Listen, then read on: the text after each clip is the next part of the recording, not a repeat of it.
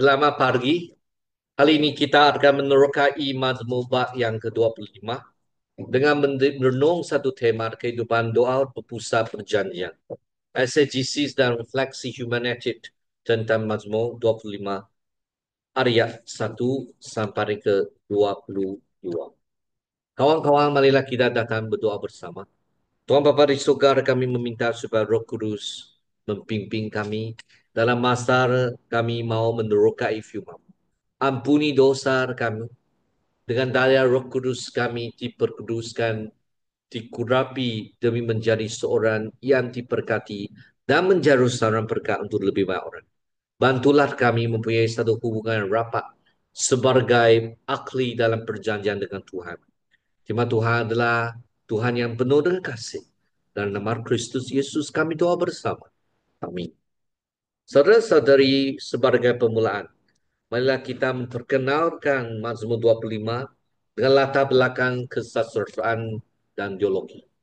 Mazmur 25 dipindah mengikut urutan Azai Ibrani melambang spektrum penuh pengalaman iman seorang pemazmur. Menjadi contoh untuk kita belajar dari pemazmur. Tema-tema mazmur menjalin kepercayaan Tuhan, mengakui dosa, meminta bimbingan ilahi dan di mana menunjukkan kesetiaan perjanjian di antara Tuhan dan jemaatnya.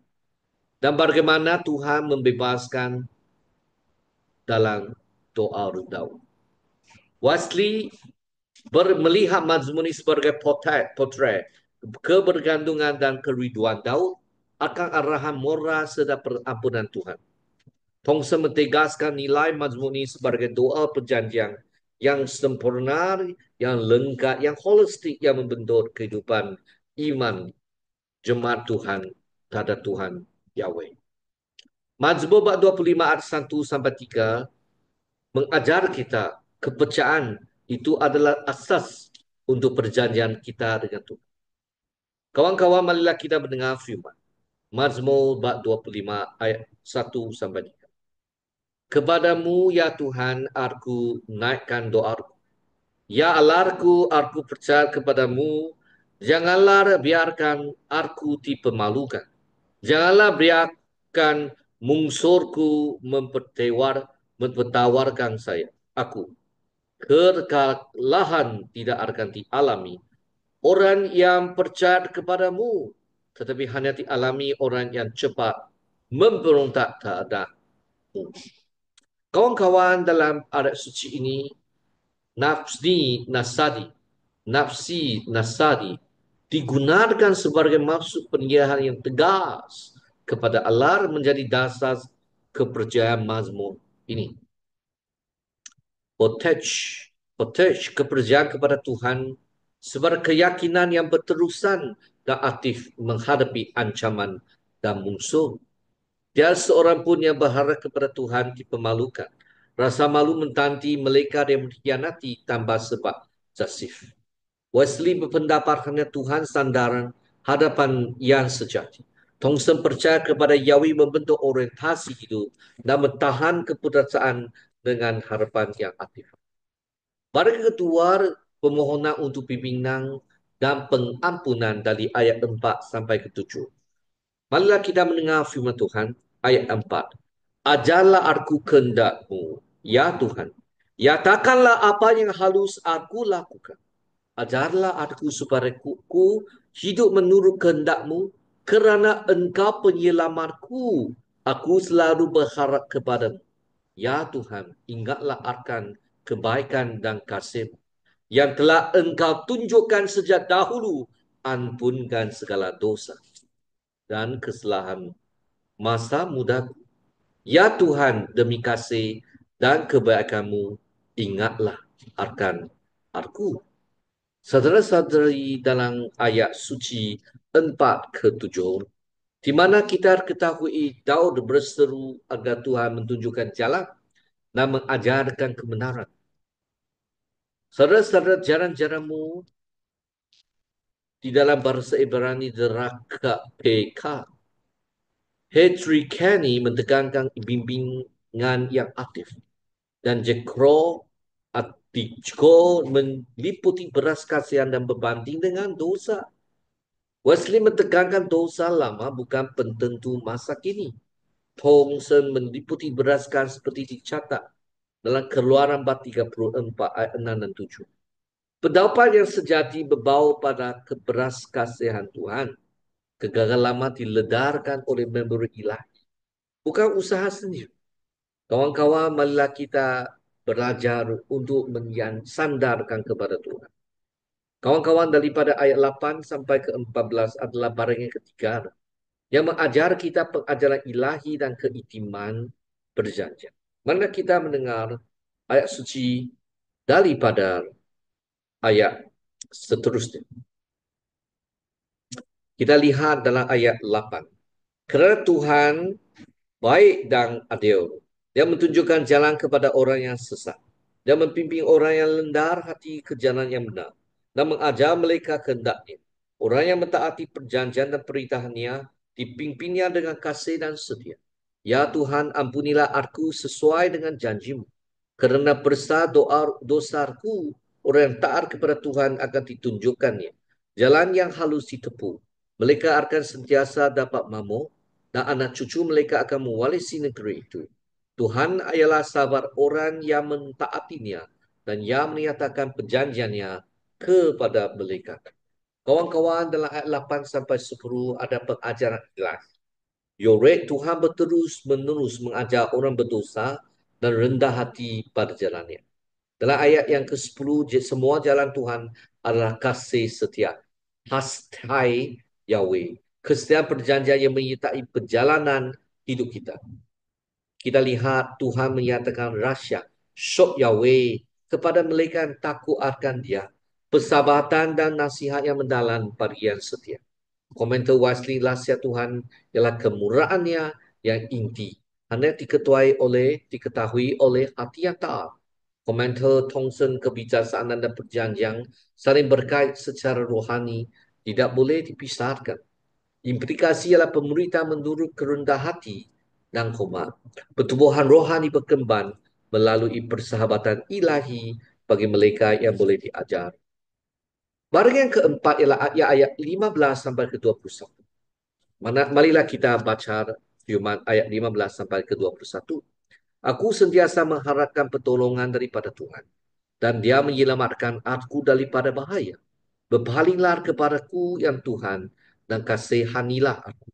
Kerana aku keseorangan dan lemah, lambankanlah hatiku daripada segala kekhawatiran, dan selamatkanlah aku daripada segala kesusahan. Perhatikanlah segala ketukaan dan penderitaanku, dan ampunkanlah segala dosaku. Lihatlah betapa banyaknya musuhku, mereka sangat membenci aku. Lindungilah dan selamatkanlah aku, supaya aku tidak mendapat malu kerana aku datang kepadamu. Meminta perlindungan. Semoga kebaikan dan kejujuranku mengawal aku, kerana aku percaya kepadamu. Saudara-saudari, dalam ayat 15, mataku sentiasa tertuju kepada Tuhan. Permohonan yang mendalam berbaling kepadaku, lihatlah penderitaanku, hapuskan segala dosa. Dan perlindungan ilahi, lihatlah betapa baiknya musuhku, semoga integriti dan kejujuran melindungiku. Kawan-kawan, kita lihat dalam beberapa perkataan yang penting. Di sini ada pane al-ilai. Berbalinglah kepadaku, imperatif dari pana. Pemohonan untuk perhatian ilahi. Saro lilavi.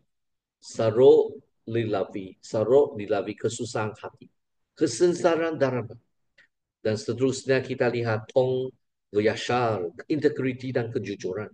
Kata nama Australia yang digunakan sebagai kuasa pelindung.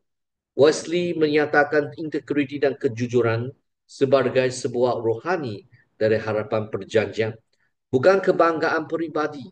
Thompson menyatakan permohonan pemajmu bersandar kepada Yahweh, bukan kesempurnaan moral. Implikasilah pembebasan Tuhan merangkumi penyembuhan dalaman, keselamatan teladak kepada penjelasan hidup dan kebenaran Tuhan. Kawan-kawan dan saudara-saudara, Ayat yang ke-22 dalam bab ke-25 ada samfar tahayu untuk komuniti perjanjian. Ya Allah, selamatkanlah umatmu Israel daripada segala kesusahan mereka. Doa Mazmur 25 ayat 22 adalah syafaat komuniti, menekankan seruan agar seluruh Israel diselamatkan daripada kesusahan. Istilah Ibrani Petei et Israel. Tebusilah Israel, tema penebusan dan harapan dari segala kesusahan. Syafaat berbinta dari peribadi ke nasional. Keriduan kolektif untuk pemulihan perjanjian. Doa pribadi mereka merangkumi keprihatinan untuk komuniti kesetiaan yang bererti menolorkan masyarakat yang menderita. Jadi kawan-kawan dan saudara-saudari, Mazmur 25 bukan sekadar doa kesusahan, tetapi cetak biru perjanjian untuk kehidupan yang dijalankan dalam kebergantungan, hormat dan pengharapan. Mazmur ini mensingkatkan bagaimana pengakuan doa pengajaran dan komuniti membentuk jalan iman yang holistik. Kita lihat dalam ayat sini. 4 dan 5, 8 tahun sampai 10, 12 sampai 14, mengerja himat melalui keterbukaan untuk diajar dan hati yang rendah.